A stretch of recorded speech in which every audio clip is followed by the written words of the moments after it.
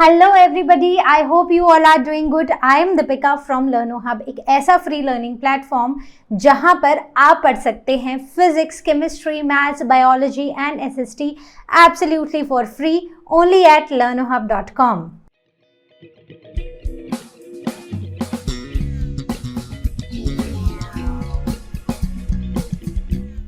तो आज हम शुरू करने वाले हैं second session of pollination and fertilisation.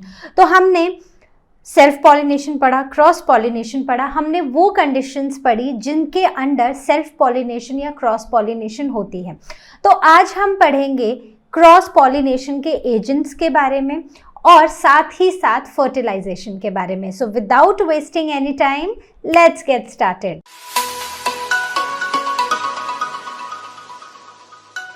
जब भी क्रॉस पॉलिनेशन होती है तब कुछ एजेंट्स इन्वॉल्व होते हैं, कुछ ऐसे एजेंट्स जो पॉलिन ग्रेन्स को एंथर से उठाकर स्टिग्मा तक पहुंचाते हैं। तो ऐसे काफ़ी सारे एजेंट्स होते हैं जिसमें से सबसे कॉमन एजेंट्स जो देखे गए हैं they are insects and they are that is wind. ठीक है, सो इंसेक्ट क्योंकि एक लिविंग एजेंट है इसीलिए हम इसे बायोटिक एजेंट बुलाते हैं क्रॉस पॉलिनेशन का। वहीं पर विंड क्योंकि नॉन लिविंग है तो हम इसे ए बायोटिक एजेंट बुलाते हैं। ठीक है, so these are the two agents of pollination, right. अब यहाँ पर बहुत इंपॉर्टेंट ये समझना है कि ये कैसे फ्लावर्स होते हैं जिन्हें इंसेक्ट्स पॉलिनेट करेंगे या विंड पॉलिनेट करेगी।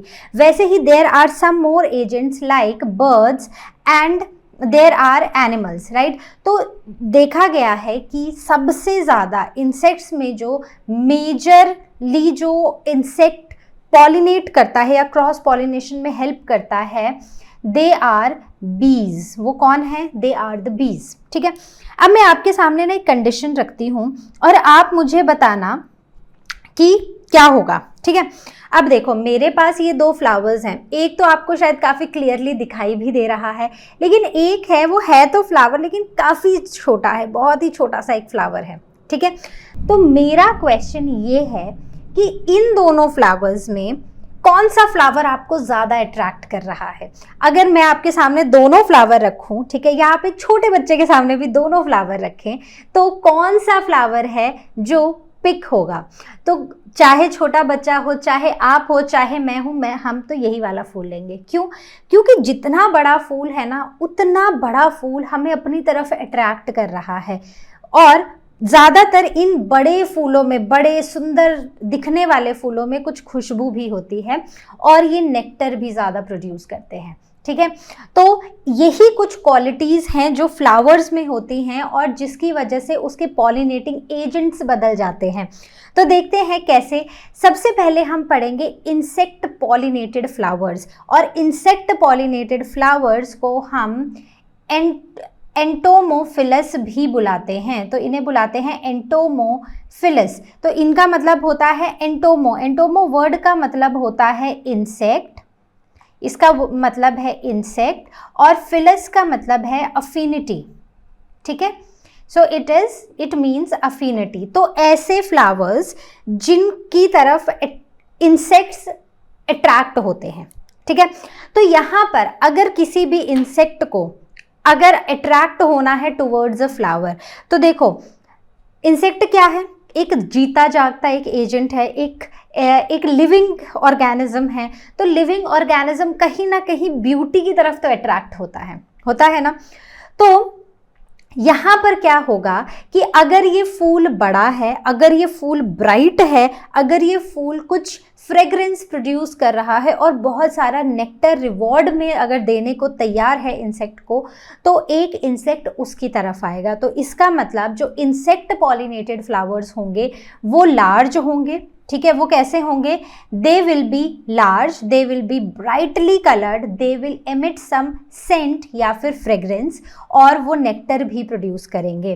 अब यहाँ पर इनके पास जो पॉलन ग्रेन्स होंगे वो कैसे होंगे? तो इतना तो हमें समझ आ गया कि फूल दिखने में कैसा होगा, लेकिन अब हमें बात करनी है कि इसके पास इसको लेकर क्या जाना है? इसको लेकर जाना है पॉलन ग्रेन्स। ठीक है, तो अब ये जो पॉलन ग्रेन्स होंगे ना इसके अंदर, इन पॉलन ग्रेन्स को भी थोड़ा स्टिकी और स्पाइनी होना पड़ेगा। क्यों? ताकि जब भी कोई इंसेक्ट आए और वो इंसेक्ट इसके ऊपर बैठे तो उसकी बॉडी से स्टिक हो जाने चाहिए पॉलन ग्रेन्स। तो इसलिए पॉलन ग्रेन्स को होना पड़ेगा स्टिकी और स्पाइनी, राइट। अब इसका जो स्टिग्मा है उसको भी स्टिकी होना पड़ेगा, लेकिन it should not hang out of the flower, ठीक है। मतलब इसका जो स्टिग्मा है ना वो फूल से बाहर की तरफ को ऐसे हैंग होता हुआ नहीं दिखेगा, इन्हीं पेटल्स के अंदर अंदर ही ये स्टिग्मा आपको दिखेगा, राइट। और यहाँ पर जो स्टिग्मा है ना वो भी स्टिकी होगा, क्यों? ताकि जब इंसेक्ट वापस से आके इस फूल पर बैठे तो यहाँ पर उसको उसकी बॉडी में जितने भी पॉलन ग्रेन्स हैं ना वो यहाँ पर आके स्टिग्मा पर स्टिक हो जाए, ठीक है। तो इसलिए स्टिग्मा, पॉलन ग्रेन को भी स्टिकी होना पड़ेगा और स्टिग्मा को भी स्टिकी होना पड़ेगा।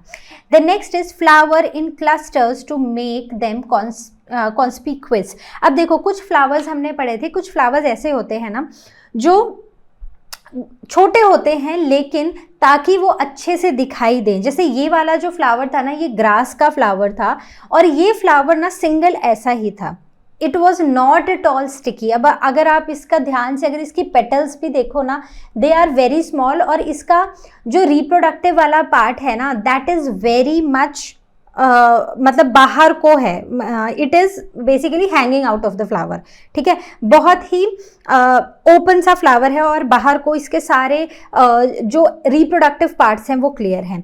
लेकिन जब एक फूल बहुत छोटा होता है और अगर वो इंसेक्ट पॉलिनेटेड होता है तो वो कुछ ऐसा होता है। तो अब इस फूल को देखो, इसमें क्या है, इसमें बहुत सारे फ्लारेट्स हैं, ठीक है। तो ये जो फ्लारेट्स है ना इन्होंने क्या किया है, ये क्लस्टर में आ गए हैं, इन्होंने ना अपना एक झुंड बना लिया है, छोटे छोटे छोटे छोटे फूलों ने मिलकर अपना एक झुंड बना लिया है।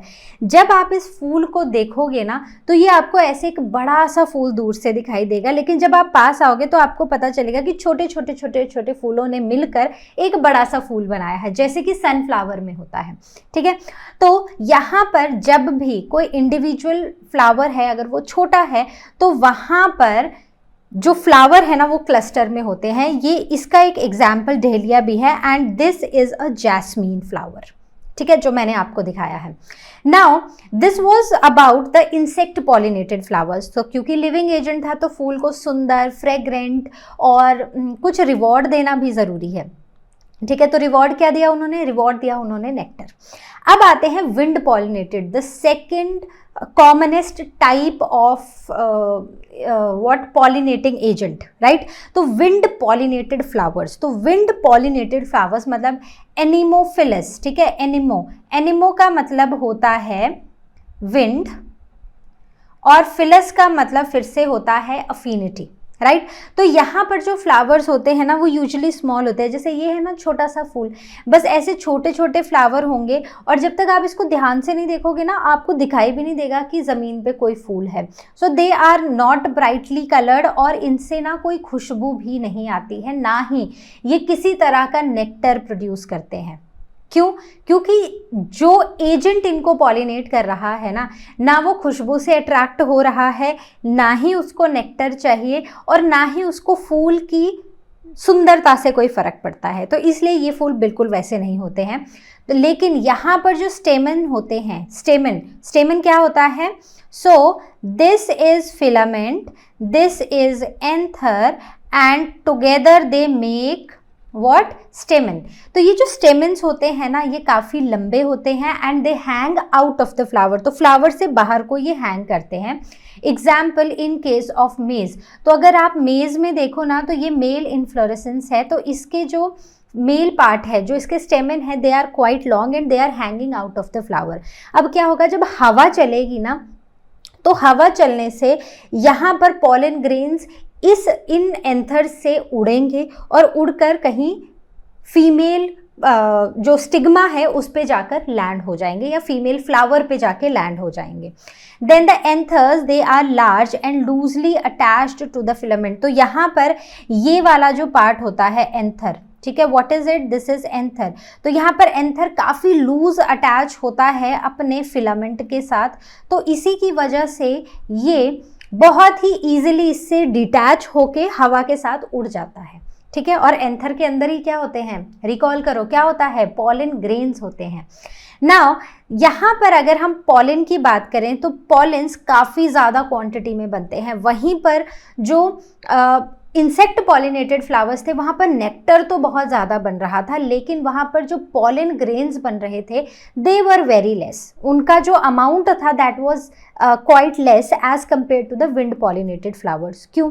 देखो, इस फूल पे जब इंसेक्ट आएगा तो वो बैठेगा, ठीक है, और शायद इंसेक्ट में भी ऐसा होता होगा कि अच्छा सुंदर सा फूल दिखा वहीं जाएंगे, और उनका भी कोई एक फेवरेट टेस्ट है, तो वो आएगा, वो इधर बैठेगा, यहाँ से उड़ेगा और दूसरे हो सकता है सेम फ्लावर पे जाके बैठ जाए, ठीक है, क्योंकि उसको तो नेक्टर चाहिए, वो तो फ्लावर टू फ्लावर जाएगा।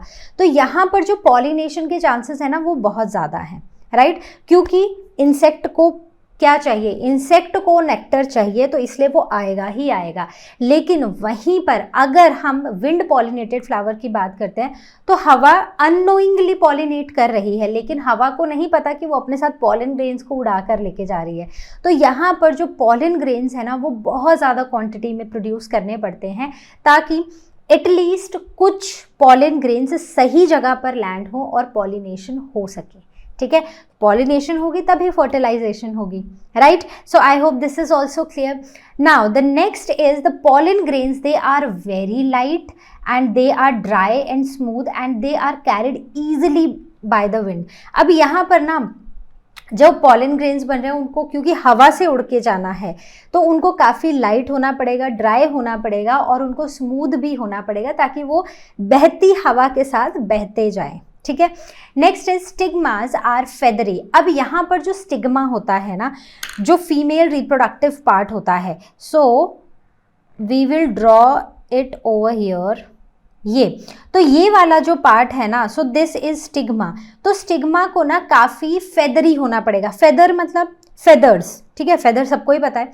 तो ये जो पंख जैसे ये जो फेदर्स है ना, इससे क्या होता है कि जो हवा में पॉलिन ग्रेन्स होंगे तो इस फेदरी स्ट्रक्चर की वजह से वो पॉलिन ग्रेन को अपनी तरफ खींच पाएगा हवा से और वो पॉलिन ग्रेन आके स्टिग्मा पर लैंड हो पाएंगे।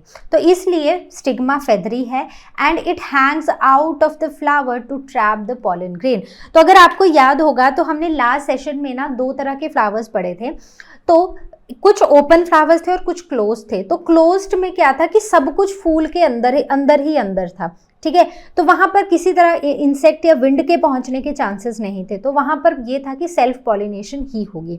लेकिन कुछ ऐसे फ्लावर्स थे जो ऐसे ओपन थे, ठीक है, कुछ ऐसे फ्लावर्स थे जो इतने ओपन थे, तो जैसे इसमें ये वाला पार्ट एकदम हैंग कर रहा है ना, ठीक है, तो इस ऐसे ही हर वो फ्लावर जो विंड पॉलिनेटेड होता है उसमें स्टिग्मा और जो एंथर्स होते हैं या फिर फिलामेंट होता है, सॉरी स्टेमन और स्टिग्मा होता है, वो ऐसे हैंग आउट करता है ताकि हवा से पॉलिन ग्रेन एक तो डिस्पर्स हो सके और दूसरा अपनी तरफ अट्रैक्ट भी हो सके, सही जगह पर आकर लैंड भी हो सके। अब मान लो ये फूल ऐसे बंद हो जाए, ठीक है, ये फूल जो है ना, जैसे अगर ये है, अगर ये फूल ऐसे पूरा बंद है तो क्या आपको लगता है कि हवा आएगी और डेलिबरेटली यहाँ पर पॉलिन ग्रेन्स को डिलीवर करेगी?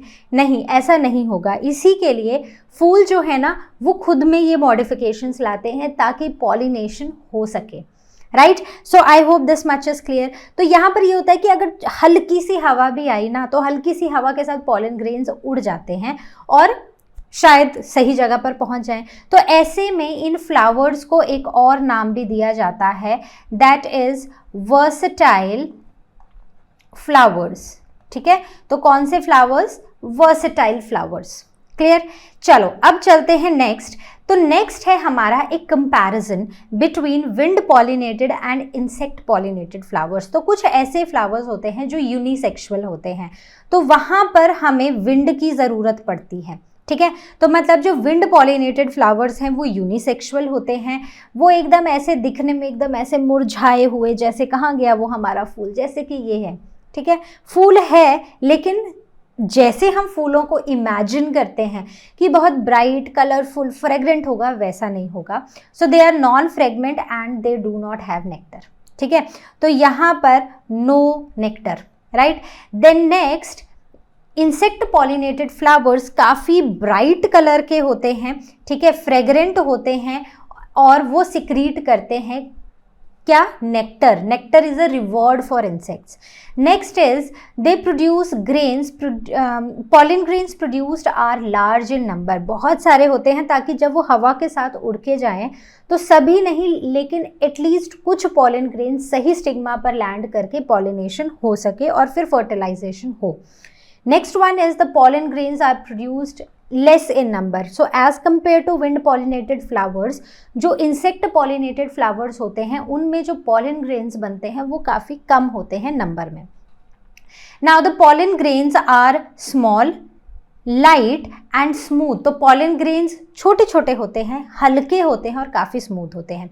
Then pollen grains are large, sticky and spiny. तो पॉलन ग्रेन बहुत बड़े बड़े होंगे, देन स्टिकी होंगे और स्पाइनी होंगे ताकि वो इंसेक्ट की बॉडी से चिपक जाए. राइट.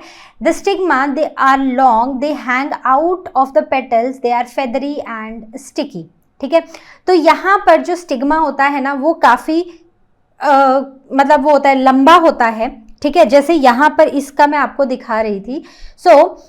वैसे तो ये काफ़ी ब्राइटली कलर्ड फ्लावर है लेकिन just to show you how it hangs out of the flower.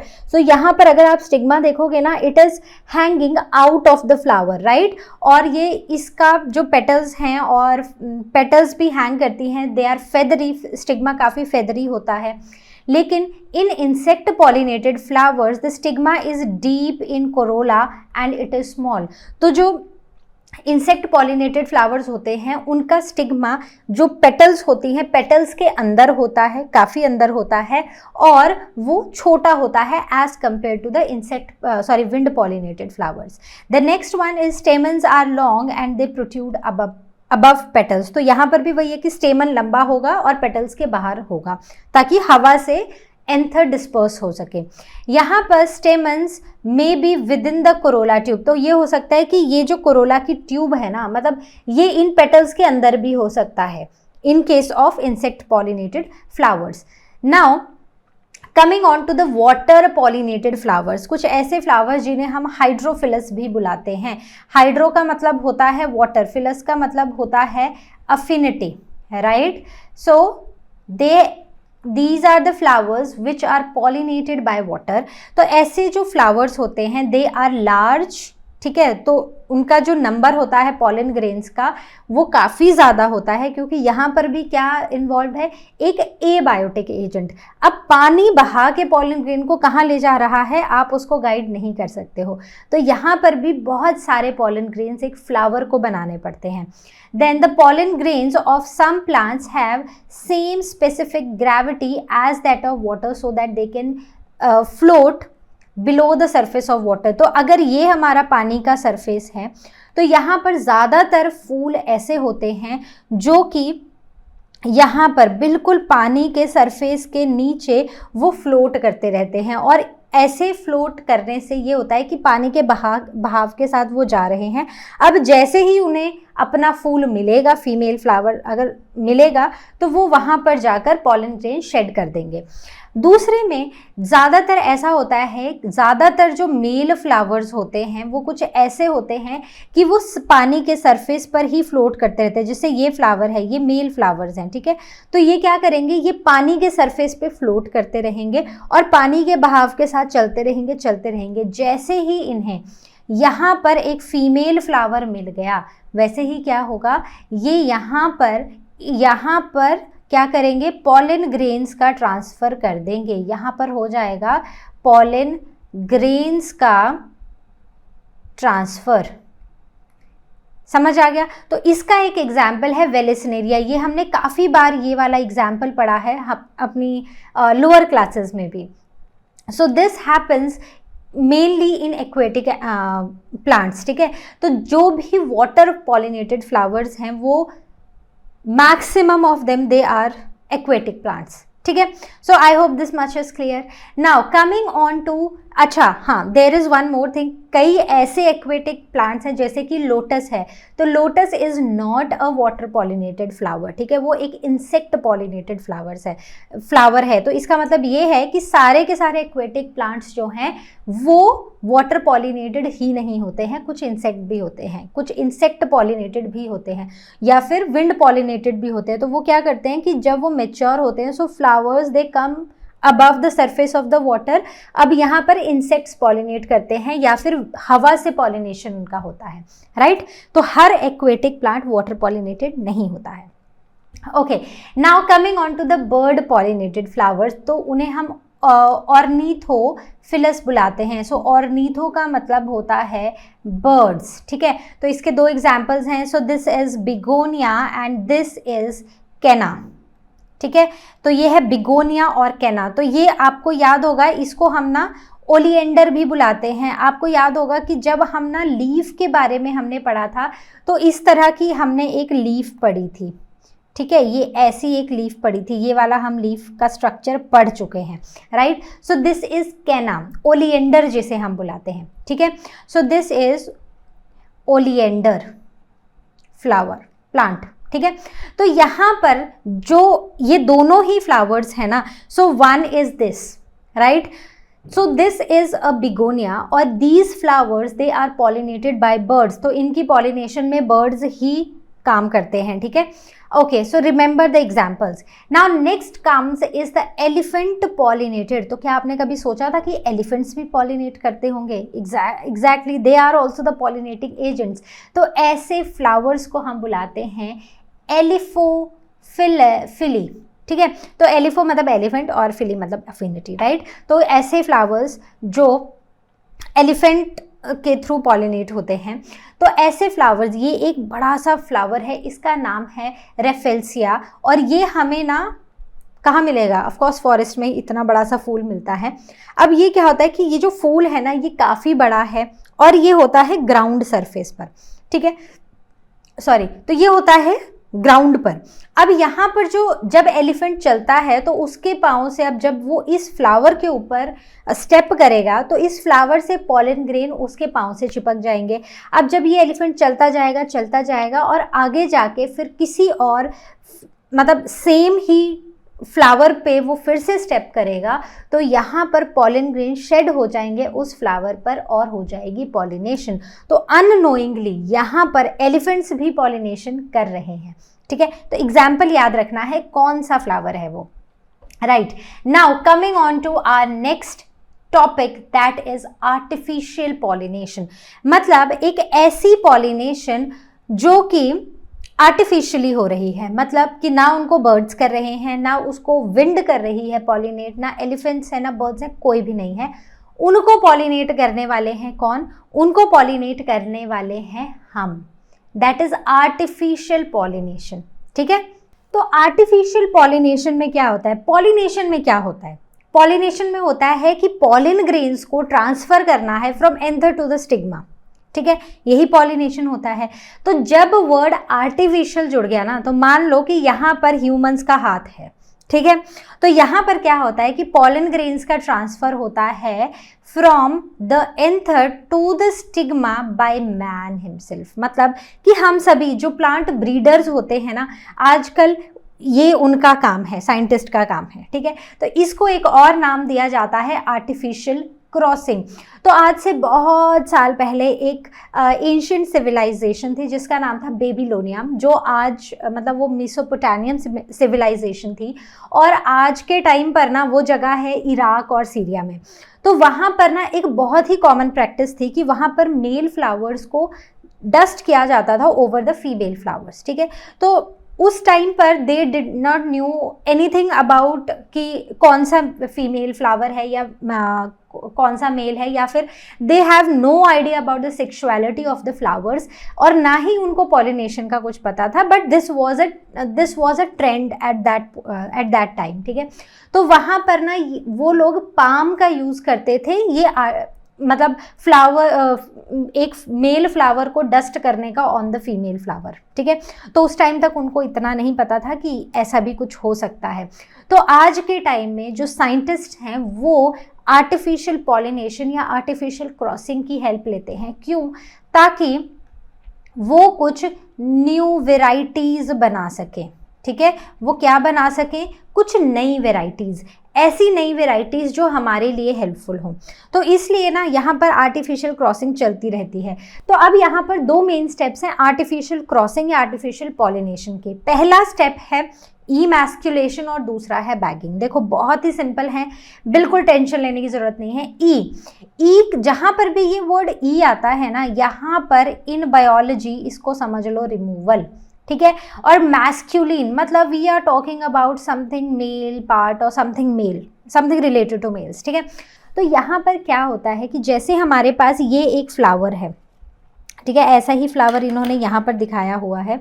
तो ये जो एक फ्लावर है ना, ये है इसका स्टिग्मा। ठीक है, अगर आपको क्लियरली दिखे, सो दिस इज द स्टिग्मा, और ये जो साइड पर दो है ना, दीज आर द एंथर्स। तो यहाँ पर करेंगे क्या कि ये जो एंथर है ना, इन एंथर्स को यहाँ से हटा देंगे। अब क्या बचा यहाँ पर? सिर्फ स्टिग्मा, सिर्फ जो फीमेल रिप्रोडक्टिव पार्ट है। ठीक है, तो यहाँ पर स्टिग्मा, स्टाइल एंड ओवरी, सिर्फ ये तीन चीज़ें बची। फीमेल रिप्रोडक्टिव पार्ट बचा इस फ्लावर का। तो यहाँ पर अब हम क्या करेंगे? इस रिमूवल ऑफ द एंथर्स और रिमूवल ऑफ द स्टेमन। ठीक है, so that is called as emasculation. So it is removal of stamen from the flower. ठीक है, सो दैट इज इमैस्कुलेशन। तो हमने इस फ्लावर की इमैस्कुलेशन कर दी। अब हम क्या करेंगे? अब हम इस फ्लावर को ना बैग कर देंगे मतलब ये जो रिप्रोडक्टिव पार्ट हमारे पास बचा है ना, इसके ऊपर ना हम एक बैग सा लगा देंगे। So that is bagging. So what we will do, we will cover the gynoecium part. ठीक है, जो गाइनोशियम है ना फ्लावर का, उसको अब हम कवर कर देंगे। अब बताओ मुझे कवर क्यों करेंगे? तो कवर करने का रीज़न ये है कि अब देखो, हमने यहाँ से स्टेमन्स तो रिमूव कर दिए, अब हमारे पास बस ये पिस्टिल बचा है या गाइनोशियम बचा है। तो ये जो पिस्टिल बोल देते हैं इन सिंपल वर्ड्स, या कार्पल बचा है, तो अब हम क्या करेंगे? इसको कवर कर देंगे, ताकि अब हवा चलेगी या फिर बर्ड्स आएंगे, इंसेक्ट्स आएंगे, तो जिससे भी ये पॉलिनेट होता है ना फ्लावर, तो वो आके इसको पॉलिनेट कर सकता है। नेचुरल पॉलिनेशन यहाँ पर हो सकती है, लेकिन हमें करानी है आर्टिफिशियल पॉलिनेशन। मान लो मेरे पास ना एक और फूल है सेम ही तरह का, बस उसका कलर अलग है। अब मुझे ना वो कलर चाहिए, या फिर उसके बीच का एक वाइट कलर है, अब मेरे ये पर्पल है, तो मुझे एक पिंकिश सा कलर एक चाहिए। तो अब मैं क्या करूँगी? मैं इसको ऐसे कवर कर दूंगी। I will now find out कि ये जो फ्लावर है ना, ये कब मैच्योर होगा, इसका जो कार्पल है वो कब मैच्योर होगा। जब इसका कार्पल मैच्योर होगा तो हम उस बैग को रिमूव करेंगे और फाइनली वहाँ पर डस्ट कर देंगे कुछ डिजायर्ड पॉलिन्स, और वापस से यहाँ पर बैगिंग कर देंगे। वापस से इस कार्पल को हम कर देंगे cover. So this is bagging technique and this is all together artificial pollination और आर्टिफिशियल क्रॉसिंग। ठीक है, बात समझ आई? तो हमने क्या किया, जल्दी से बताओ। तो हमने क्या किया, हमारे पास ये एक फ्लावर है। ठीक है, तो इस फ्लावर में this is the carpel part and these are the stamens. ये जो इतने सारे हैं, दीज आर द स्टेमन्स। ठीक है, तो हम क्या करेंगे? हम इस फ्लावर में से हमने सारे के सारे जो स्टेमन्स थे वो रिमूव कर दिए। ठीक है, जो फिलामेंट एंथर से जो स्टेमन बनता है ना, so this is the stamen. ठीक है, तो ये जो स्टेमन है, so this is the filament and the small is the anther. हमने इनको रिमूव कर दिया। इनको रिमूव करने से क्या हुआ? अब हमारे पास ना ये एक तरह से हमने इसको एक फीमेल फ्लावर बना दिया। अब हम चाहते हैं कि जो पॉलिन ग्रेन्स हमारे पास हैं सिर्फ वही इस फ्लावर पर आएँ और वही इस फ्लावर को पॉलिनेट करें। तो उसके लिए हम इस फ्लावर को क्या कर देंगे? इस कार्पल वाले पार्ट को कवर कर देंगे with the bag, with the polythene bag. ठीक है, अब जब ये कार्पल मैच्योर होगा उस टाइम पर हम अपने डिजायर्ड पॉलन ग्रेन्स लाएंगे, उस बैग को ओपन करेंगे और वापस यहाँ पर डस्ट कर देंगे पॉलन ग्रेन्स, और अब वापस से इसको कर देंगे बैग, इसको कर देंगे कवर। ठीक है, so this technique is called as the artificial pollination और आर्टिफिशियल क्रॉसिंग। बात समझ आ गई? गुड। तो चलो अब हम बढ़ते हैं आगे, जहां पर अब हम देखेंगे कुछ एग्जाम्पल्स ऑफ पॉलिनेशन, जिसमें सबसे पहले हमारे पास है इंसेक्ट पॉलिनेटेड स्वीट पी। ठीक है, तो मटर की बात कर रहे हैं हम। तो जो मटर का पौधा है ना, उसको पॉलिनेट करते हैं इंसेक्ट्स, और वो पॉलिनेट होते हैं थ्रू बीज, राइट। सो नाउ अगर हम यहाँ पर जो हमारा फूल है स्वीट पी का, जो मटर का फूल है ना, अगर आप उसको ध्यान से देखो ना तो वो कुछ ऐसा दिखाई देता है। यहाँ पर 3 तरह की पेटल्स होती हैं।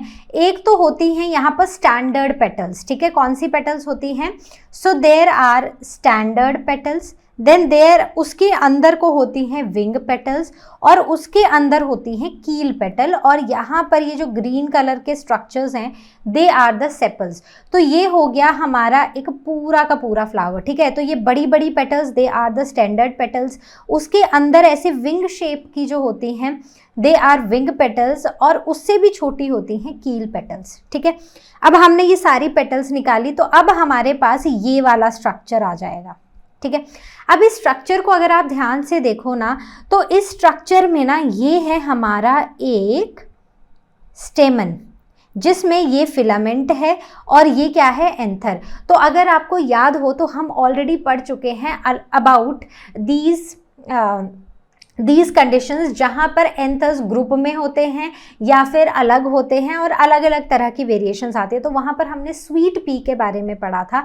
तो स्वीट पी में क्या होता है कि 9 जो एंथर्स होते हैं या स्टेमन्स होते हैं वो एक ग्रुप बना लेते हैं, और एक अकेला रहता है साइड में। तो वैसा ही यहाँ पर है, ये ग्रुप ऑफ स्टेमन्स है, और दिस इज अ सिंगल स्टेमन। ठीक है, तो यहाँ पर ये है स्टेमन की ट्यूब, और यहाँ पर बीच में जो आपको ये अलग सा स्ट्रक्चर देखने को मिल रहा है, this is style, and on the top of it is stigma, और इसके अंदर है ओवरी। इस स्ट्रक्चर के अंदर है ओवरी। तो अगर आप सारी पेटल्स हटा देते हो ना, तो आपको ये स्ट्रक्चर देखने को मिलेगा। ठीक है, and just note it down कि जो भी स्ट्रक्चर्स है, जो भी रिप्रोडक्टिव स्ट्रक्चर्स हैं अंदर, जो स्टेमन है और कार्पल हैं, वो सब ऑलमोस्ट सेम ही लेवल पर हैं।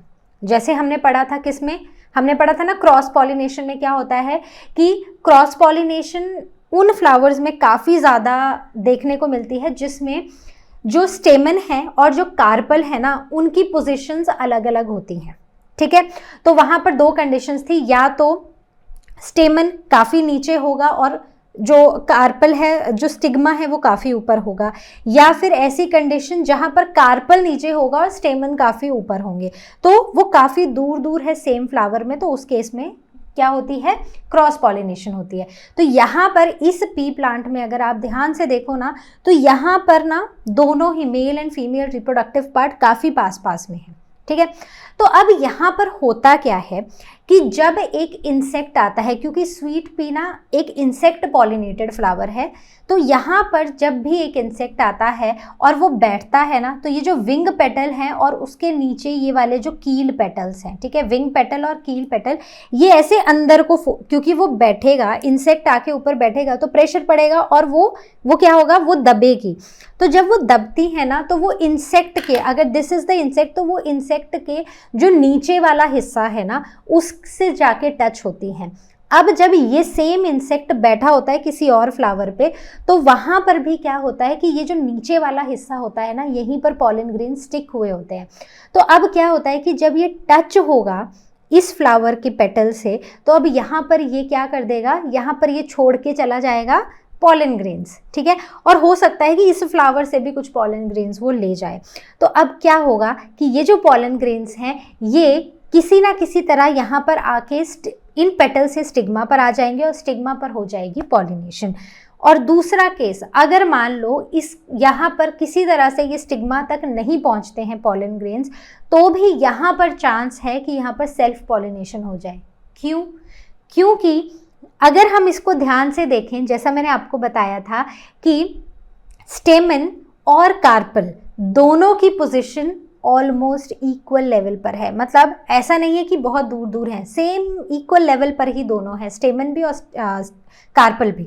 ठीक है, so this favours self pollination and also this plant is a cross pollinated plant जहाँ पर बीज क्रॉस पॉलिनेशन करती हैं। तो जब बी आके बैठेगी तो विंग पेटल और कील पेटल जो है वो प्रेस होंगी।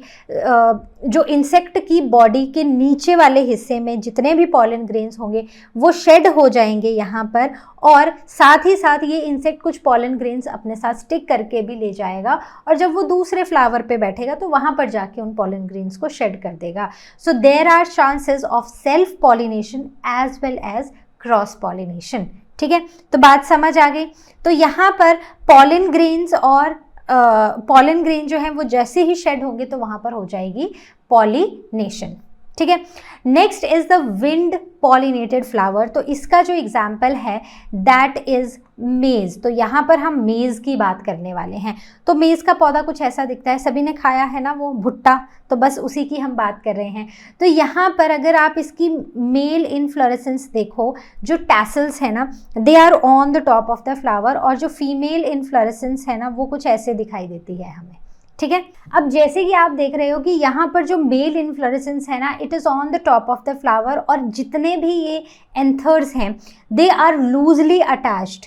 ठीक है, अब क्योंकि ये लूजली अटैच्ड हैं तो जब यहाँ से हवा चलती हुई आएगी, ठीक है, तो क्या होगा, इसके साथ साथ यहाँ से एंथर ब्लो हो जाएंगे और जाकर कहीं किसी और स्टिग्मा के ऊपर लैंड हो जाएंगे, और जो स्टिग्मा है वो काफ़ी ज़्यादा फेदरी है, तो वो अपनी तरफ मतलब जो पॉलन ग्रेन्स आएंगे उनको अपनी तरफ अट्रैक्ट करके, मतलब अपनी तरफ हवा से थोड़ा बहुत खींच के अपने ऊपर लैंड करने की कैपेबिलिटी रखेंगे। Right, so this is a wind pollinated flower. और इस मेज फ्लावर में एक और चीज़ होती है, in order to avoid self pollination, यहाँ पर जो मेल इनफ्लोरेसेंस है वो मतलब कि एंथर्स जो हैं वो पहले मैच्योर होते हैं और स्टिग्मा बाद में मैच्योर होता है। So this is done in order to avoid the self pollination process in maize. Right, so I hope this much is clear.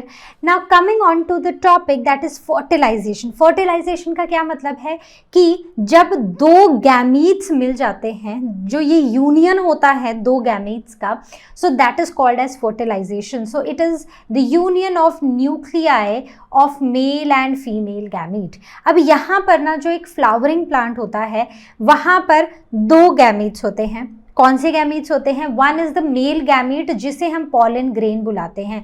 तो एक पॉलन ग्रेन के अंदर होते हैं दो gametes.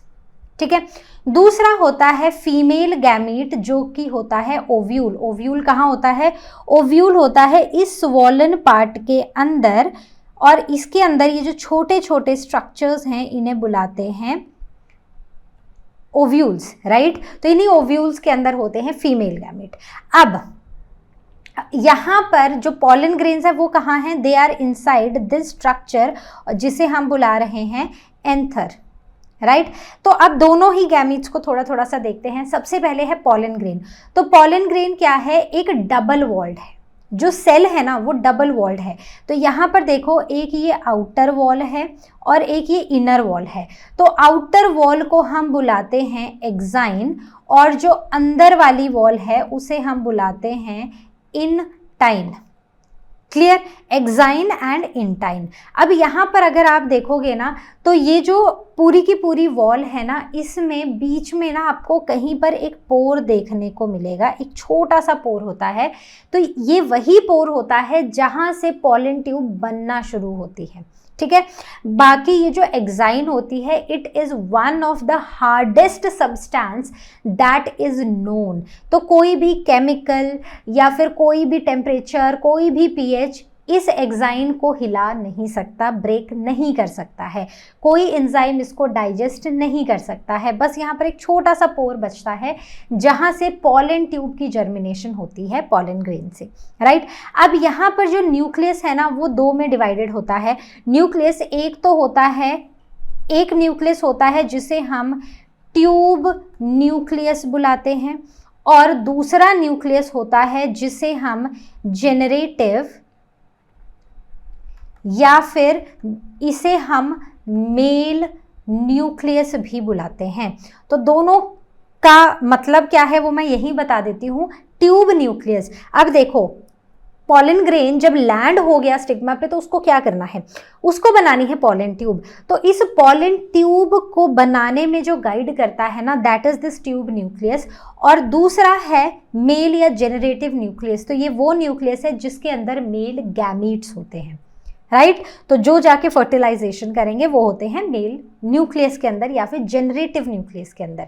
So I hope this much is clear, right. तो दो walls हैं और दोनों, एक्साइन है और इंटाइन है। एक्साइन बहुत ज़्यादा स्ट्रॉन्ग है और throughout this layer there is one small pore जहाँ से बनना शुरू होती है पॉलन ट्यूब जब स्टिग्मा पर एक पॉलन ग्रेन लैंड करता है एक सूटेबल स्टिग्मा पर, राइट। अब अंदर जो न्यूक्लियस है वो भी दो में डिवाइडेड है। एक है ट्यूब न्यूक्लियस जो इस पॉलन ग्रेन की ट्यूब बनाने में हेल्प करता है, पॉलन ट्यूब बनाने में, और दूसरा है मेल या फिर जेनरेटिव न्यूक्लियस जिसके अंदर होते हैं male gametes. I hope I am clear to you. चलो अब आते हैं हम ओव्यूल पे। तो ओव्यूल कहाँ है? ओव्यूल है ओवरी के अंदर, ठीक है। तो अब कुछ ओवरीज ऐसी होती हैं जहां पर सिर्फ एक ही ओव्यूल होता है। सो single ovule producing single seeded fruit, मतलब अब जो फ्रूट बनेगा वो एक ही सीड का होगा। क्यों? क्योंकि अगर आपको याद हो तो हम ये चीज़ पढ़ चुके हैं कि ओव्यूल से बनते हैं सीड्स। जो सीड्स हम फ्रूट्स में देखते हैं ना वो बेसिकली ओव्यूल्स होते हैं। और दूसरी होती है ओवरी, और इस ओवरी से ये जो स्वॉलन सा स्ट्रक्चर होता है ना ओवरी, इससे हमारे बनते हैं फ्रूट्स, राइट। ये हम पढ़ चुके हैं। इवन हमने तो ये भी पढ़ा है कि कुछ फ्रूट जिनको हम फ्रूट मानते हैं वो एक्चुअल में फ्रूट हैं ही नहीं। जैसे कि जल्दी से बताओ, एप्पल। तो एप्पल को हम एक फ्रूट मानते थे, वो फ्रूट नहीं है, वो ओवरी से नहीं बना है। वो किससे बना है? हम ये ऑलरेडी पढ़ चुके हैं। सॉरी, आपको मुझे इसका आंसर देना है कमेंट सेक्शन में कि वो ओवरी से तो नहीं बना है फ्रूट, कहाँ से बना है वो फ्रूट? उसे हम फॉल्स फ्रूट बुलाते हैं, ठीक है। तो ये होमवर्क है, रिकॉल है एक्चुअली, जो आप ऑलरेडी पढ़ चुके हो उसका। तो यहाँ पर बहुत सारे ओव्यूल्स हैं जो बहुत सारे सीड्स बनाते हैं। जैसे कि यहाँ पर ये भी ओव्यूल है, ये भी ओव्यूल है। तो ये सारे के सारे ओव्यूल्स जब ये ओवरी मैच्योर होगी और ओवरी फ्रूट बनेंगी तो ये ओव्यूल्स बना देंगे सीड्स। कौन कौन से ऐसे फ्रूट बताओ? एक सिंगल सीडेड का एग्जांपल दे देना मुझे और एक मल्टी सीडेड का कमेंट सेक्शन में, ठीक है। या फिर आप मुझे आस्क क्वेश्चन सेक्शन पर आंसर्स लिख के भी भेज सकते हो, फिर मैं बताऊंगी कि सही है या गलत है। गलत होगा तो मैं ठीक करके बता दूंगी, ठीक है। But your efforts will be appreciated every time, okay. चलो next is ovule structure. Ovule का जो स्ट्रक्चर होता है ना, अब ओव्यूल देखने में ऐसे एक छोटे से दाने जैसा लग रहा है, but it is not that simple, it is quite complex. तो यहाँ पर सबसे पहले आते हैं इंटेग्यूमेंट्स। तो ये जो आप आउटर लेयर्स देख रहे हो ना, so these are called as the integuments, ठीक है। इन्हें हम बुलाते हैं integuments. So let me mark it some other way, ठीक है। तो ये जो आउटर कवरिंग्स है ना, इन्हें हम बुलाते हैं इंटेग्यूमेंट्स। उसके बाद एक छोटा सा रीजन होता है, जो एक छोटा सा पोर है इस पूरे स्ट्रक्चर में, वो कहाँ पर है? यहाँ पर है। So this is called as micropyle. क्या बुलाते हैं इसको? माइक्रोपाइल, ठीक है। अब माइक्रोपाइल के बाद अब आप यहाँ पर ये बड़ा सा स्ट्रक्चर देख रहे हो, इसके अंदर ना बड़े सारे सेल्स होते हैं और इसमें होता है खूब सारा फूड रिजर्व, ठीक है। क्या होता है इसमें? Food reserve. तो जब ये ओवरी ग्रो करेगी, जब ये फ्रूट बनाएगी तो उस टाइम इसको खाना चाहिए ना, तभी तो वो बना पाएगी। तो यहाँ पर फूड रिजर्व होता है इन न्यू सेलस सेल्स में, और इन्हें न्यू सेलार सेल्स भी बुलाते हैं। उसके बाद ये इसके अंदर एक और स्ट्रक्चर आ गया, इसे बुलाते हैं हम एम्ब्रायो सैक। तो जब एम्ब्रायो सैक को ग्रो करना है, उसको खाना चाहिए, तो खाना कहाँ से मिलेगा? न्यू सेलस से या फिर न्यू सेलार सेल्स से, right. So I hope this much is clear. तो अब अगर आप थोड़ा सा जूम करो और यहाँ पर जो बीच में एम्ब्रायो सैक है ना, उसका स्ट्रक्चर देखो तो वो भी काफ़ी इंटरेस्टिंग है। अब इस ओव्यूल के स्ट्रक्चर में हमें जस्ट ये एम्ब्रायो सैक देखना है, ये जो बीच में एक स्ट्रक्चर है ना, हमें सिर्फ ये देखना है। तो अब आप इसके ना नंबर ऑफ सेल्स काउंट करो, ठीक है। सेल्स काउंट करें तो एक जहां पर मैंने मार्क किया है एक सेल तो वो है, और इसके बीच में ये जो दो है ना, ये इस सेल के न्यूक्लियस है, ठीक है। उसके सिवा 3 सेल यहाँ पर हैं और 3 सेल ऊपर की तरफ हैं। इसका मतलब ये कितने सेल स्ट्रक्चर हुआ? ये हुआ 7 सेल्ड, ठीक है। लेकिन अब अगर हम इसके न्यूक्लियस काउंट करें इस एम्ब्रायो सैक के अंदर तो वो कितने हैं? सो दे आर 1 2 3 4 5 6 7 एंड 8। तो यहाँ पर 8 न्यूक्लियस हैं, ठीक है। तो इसीलिए इस एम्ब्रायो सैक को हम बुलाते हैं 7 सेल्ड 8 न्यूक्लिएट एम्ब्रायो सैक, ठीक है। तो इसका नाम तो ये हो गया, right. So this is the name of this embryo sac, clear. अब यहाँ पर सबसे पहले देखते हैं कि ये जो सेल्स हैं ना, इनके नाम क्या क्या हैं। तो उससे पहले देखो, यहाँ पर मैंने क्या बताया था कि ये एक छोटा सा पोर होता है। इस पोर को हम क्या बुला रहे थे?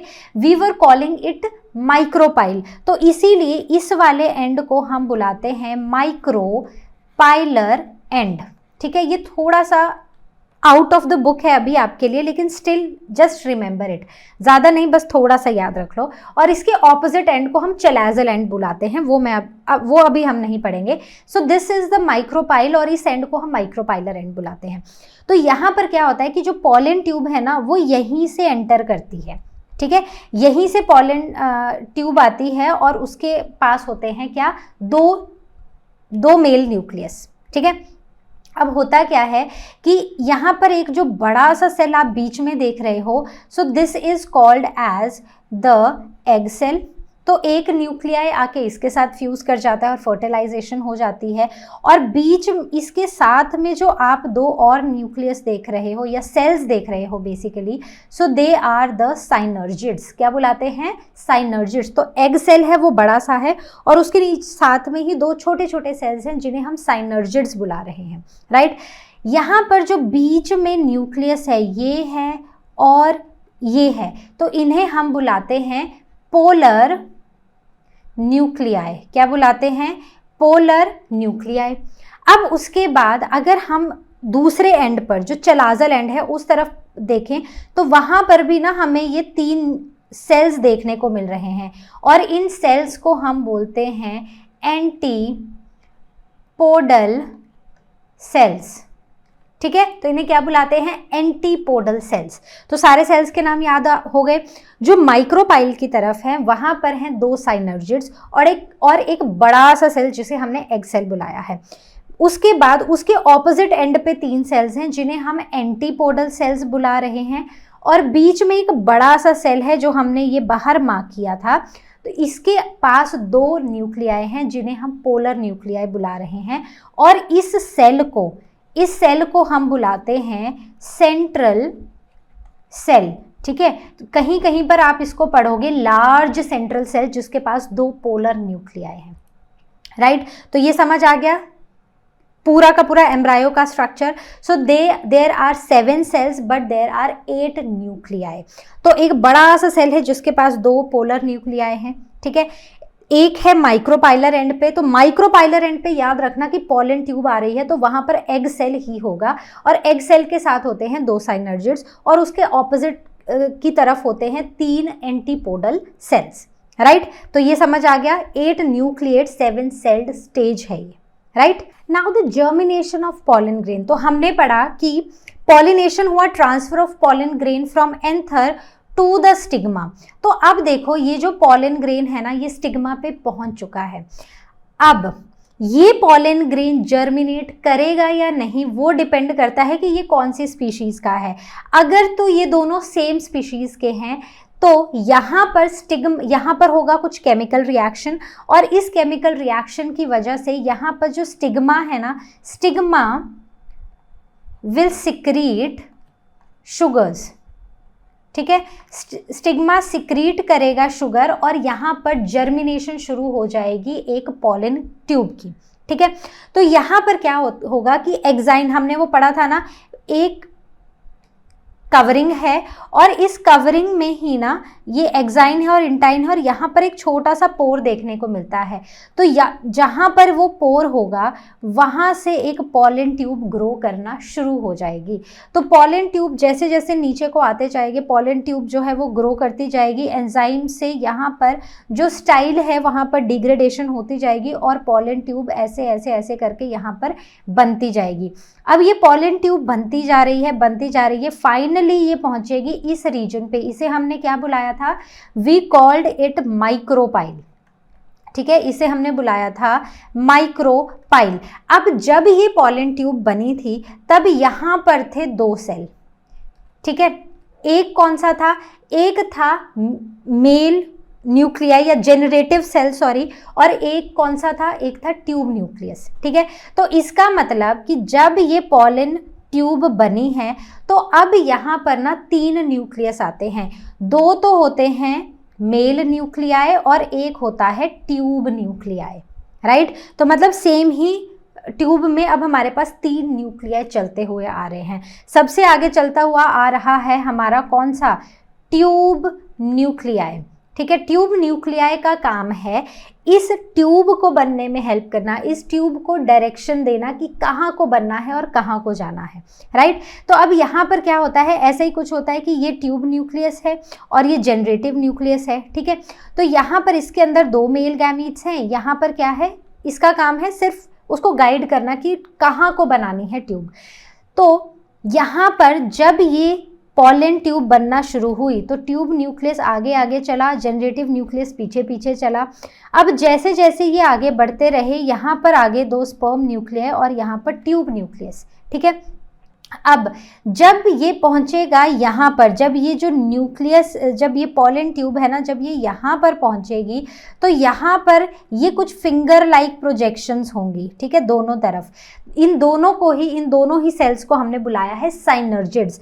तो ये जो पॉलन ट्यूब है ये किसी एक साइनर्जिड में ग्रो कर जाएगी, और अब यहाँ पर आके जो ट्यूब न्यूक्लियस है वो डीजेनरेट हो जाएगा, और जो स्पर्म न्यूक्लियाई है वो दोनों ही एंटर हो जाएंगे कहाँ पर? Into the embryo sac. तो दोनों ही न्यूक्लियस कहाँ पहुँच गए? अब एम्ब्रायो सैक में। अब क्या होगा? तो अब होगा कुछ ऐसा कि पहले हम एक क्वेश्चन देखेंगे, फिर मैं आपको बताऊंगी। तो अभी तक हमने क्या पढ़ा? हमने पढ़ा साइनर्जिड। तो फंक्शन क्या था साइनर्जिड का? साइनर्जिड का काम है उस बनती हुई जो पॉलन ट्यूब है उसको एक डायरेक्शन देना और उसको बताना कि ओवम कहाँ है और उस तरफ को उसको डायरेक्शन देना, क्योंकि एक साइनर्जिड में ही ग्रो करती है फर्दर एक pollen tube. So it gives direction to pollen tube.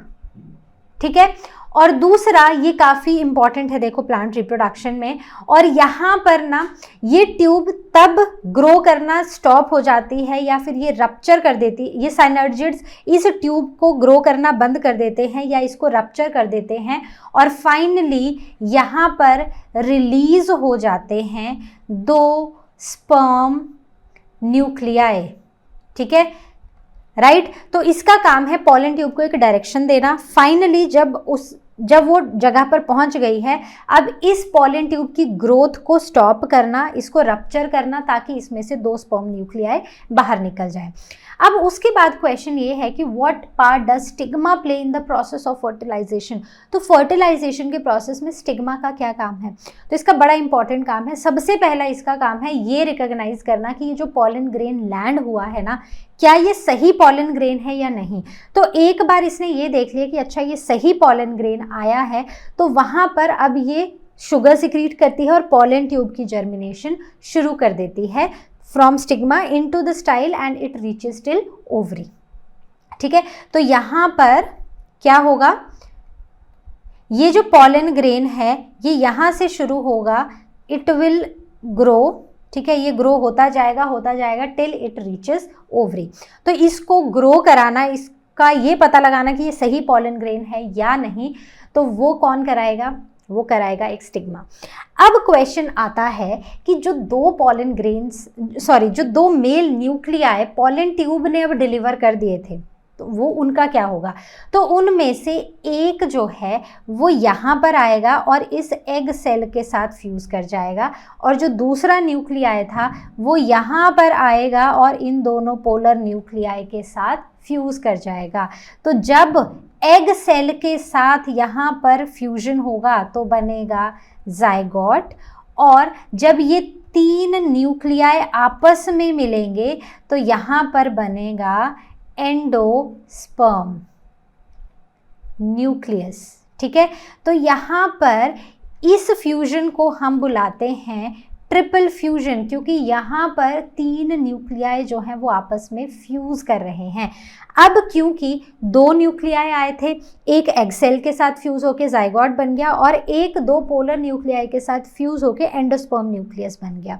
तो यहाँ पर हुआ क्या, 2 बार फर्टिलाइजेशन हो गई। तो इसीलिए in flowering plants fertilization is called as double fertilization. So one sperm nuclei will fuse with the egg cell nucleus and the other sperm nucleus will fuse with the 2 polar nuclei of the central cell. अब what is the fate of the floral parts? तो हमने देखा कि बहुत सारे फूल थे, बहुत सारे फूल के पार्ट्स थे, एक्सेसरी पार्ट्स थे और रिप्रोडक्टिव पार्ट्स थे। तो एक्सेसरी पार्ट्स में कौन कौन था, पेटल्स और सेपल्स थे, और रिप्रोडक्टिव पार्ट्स में स्टेमन और पिस्टल था, राइट। तो अब इनका क्या फेट है, तो इनमें जितने भी पेटल्स हैं, स्टेमन है, स्टाइल है और स्टिग्मा है, ये सारे गिर जाते हैं, मतलब they fall off, right, after fertilisation.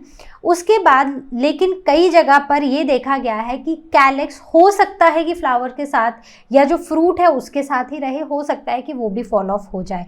So it may fall off और it may remain intact in a dry form और इन अ श्रिवल्ड फॉर्म। तो अगर आप इसको यहाँ पर देखो, what is this, this is guava. ठीक है, गुआवा में ये वाला जो आप पार्ट देख रहे हो ना, this is nothing but calyx. ठीक है, तो बेसिकली सेपल्स, राइट। यहाँ पर भी ब्रिंजल में ये जो ग्रीन वाला पोर्शन है ना, this is sepals only. So these are the floral parts which remain intact. बाकी हमने पढ़ा ही है कि ओवरी का क्या होगा भाई, ओवरी बन जाएगी फ्रूट और ओवरी की वॉल बन जाएगी फ्रूट की वॉल, और ओव्यूल्स बन जाएंगे सीड्स। ठीक है, तो अब एक फ्रूट के अंदर हो सकता है बहुत सारे सीड्स हों, तो इसका मतलब कि वहाँ पर बहुत सारे ओव्यूल्स थे। हो सकता है कि एक फ्रूट के अंदर एक ही सीड हो, इसका मतलब है कि वहाँ पर एक ही ओव्यूल था, राइट। अब ये ओव्यूल्स जो हैं ये यूजुअली प्लेसेंटा के साथ अटैच्ड रहते हैं। Now let us take a quick look about the fate of the floral parts. तो ओवरी जो है, ओवरी बन जाएगी फ्रूट, ओवरी की वॉल बन जाएगी फ्रूट वॉल, देन ओव्यूल्स बन जाएंगे सीड्स, प्लेसेंटा बन जाएगा stalk of the seed, right. Then outer integuments, ठीक है, तो हमने पढ़े थे ना कवरिंग्स, जो ऐसे हमने कवरिंग्स पढ़ी थी, यहाँ पर था माइक्रोपाइलर रीजन और ये ऐसे हमने कवरिंग्स पढ़ी थी ना कुछ। So these are the integument. जो आउटर इंटेग्यूमेंट है वो टेस्टा बनेगी, इनर इंटेग्यूमेंट टेगमेन बनेगी। देन सेकेंडरी न्यूक्लियस जो था वो एंडोस्पर्म बनेगा, एग सेल और साइनर्जिड्स मिलके एम्ब्रायो बना देंगे, और जो एंटीपोडल सेल्स हैं वो डीजेनरेट हो जाएंगे, राइट। तो आई hope this much is clear. अब जो ओवरी की वॉल है ना, यहाँ पर हमने ओवरी की वॉल लिखी है, जो फ्रूट की वॉल बनेगी, ये सॉफ्ट भी हो सकती है और हार्ड भी हो सकती है, जैसे ड्राई फ्रूट्स में होता है। So it depends from fruit to fruit. जो वॉल है ना वो ओवरी की ही वॉल बनती है, ठीक है, okay. Now let us take up some questions. So the first question is match the column. तो हमें इनको मैच करना है। जैसे जनरेटिव न्यूक्लियस है तो जनरेटिव न्यूक्लियस इनमें से किससे मैच करेगा। Then germ pore, exine, secondary nucleus, integuments and egg cell. तो जनरेटिव न्यूक्लियस में क्या होते हैं, उसके अंदर होते हैं 2 male nucleus. So I will write it over here 1, ठीक है। देन जर्म पोर, तो जर्म पोर से क्या होता है, जर्म पोर से बनना शुरू होती है pollen tube. So this is basically 2. Now coming on to exine. तो exine जो है, exine क्या था, pollen grain का जो आउटर मोस्ट पार्ट था। तो exine जो होती है it is quite rough, ठीक है। देन सेकेंडरी न्यूक्लियस, तो सेकेंडरी न्यूक्लियस से बनता है एंडोस्पर्म न्यूक्लियस। देन इंटेग्यूमेंट से बनती हैं टेस्टा, ये जो वॉल्स होती हैं, right. Then next comes is the egg nucleus. Egg nucleus तब बनता है जब होती है fertilization. ठीक है, so I hope this is clear. So this was all from the today's chapter. I hope you enjoyed the session. I hope you understood the session. If you have any doubts, please ask your doubts on ask questions section of learnerhub.com. So I will see you next time with the new chapter. Till then you all take care, and as you all know, learnerhub मतलब free है पर best है.